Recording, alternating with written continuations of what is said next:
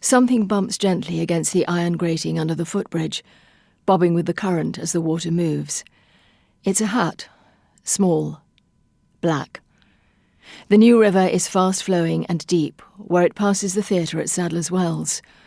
Fish escape the weekend anglers and slip through the grating, but a layer of foamy flotsam collects there, caught between the bars. Each object once had a colour of its own, but time has reduced them all to the same sad grey of old washing. Some are lost things, once precious, but most are the things London discards. They are the ruined things, they are the hopeless things, the shameful things that people want rid of. It's Sunday morning. Low cloud has held off the freeze, but each shower comes through colder than the last, whipping icy air along the pathways, biting at cheeks and stinging bare fingers into numbness. Couples stroll arm in arm past the trees, displaying their good fortune in fur collars and new leather boots that creak as they walk. They move slowly, first one way, then back across the bridge and along the other side. The neat, newly laid paths are there for people to claim quiet time in a place where buildings give way to open spaces. An old woman kneels under the lamp outside the theatre, with a row of small, limp posies spread beside her on a red cotton handkerchief. "Buy my fine flowers a penny a bunch," she sings in a gravelly monotone each time anyone comes her way. A man holding a fishing rod leans on the 3-bar wooden fence that runs along the river's edge and casts a line out into the deepest water. His muffler is thin, his coat patched, stained wet at the hem, where a small boy wipes a runny nose. They are not there for sport. The lad clings to his father's knees for warmth, watching the end of the rod for the twitch that means a hot supper. A few small fish that cost nothing will make the morning's discomfort worthwhile.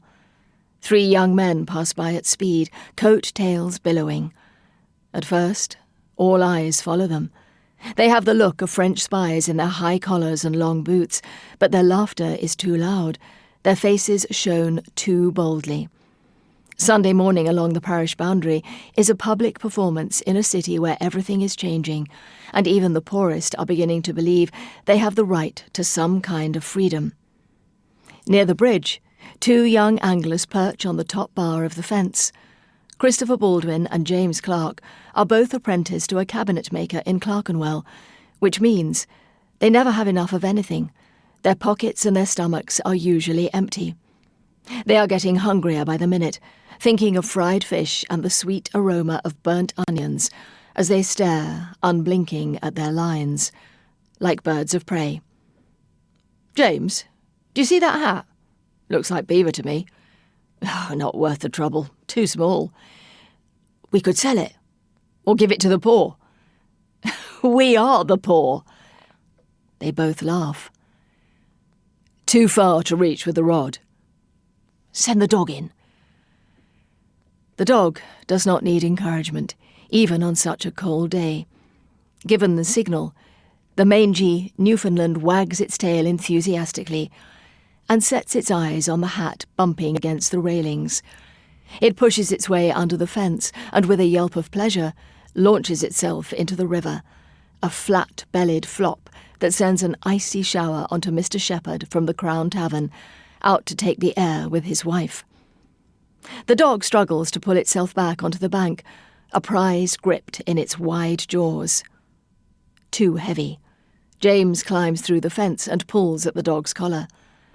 On the riverbank, the dog holds a long, twisted cloth in its mouth, and a bundle of rags drags behind, dripping. Something stinks.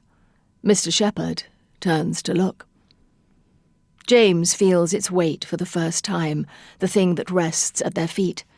Christopher prods it with his toe, and it rolls. The bloated face of a small child stares heavenward, eyeless, its cheeks stretched to a glassy white, its gown thick with mud. On its head, tied with strings below the chin, is the black hat that had breached the river's surface as foul gases filled the body's cavities and lifted it for the world to see. A handkerchief is twisted and knotted so tightly at the child's neck that the swollen flesh is cut. Around the waist is a length of pale blue cloth, and at the other end, tied in like shopping in a bag, is a large piece of broken brick. "James, run to the church. Tell them to come quick. Tell them there's been a murder. A little boy. Can't be more than 4 years old." A trickle of black slime oozes from the child's nose. Mrs. Shepherd cries out, bends and vomits loudly onto her Sunday shoes.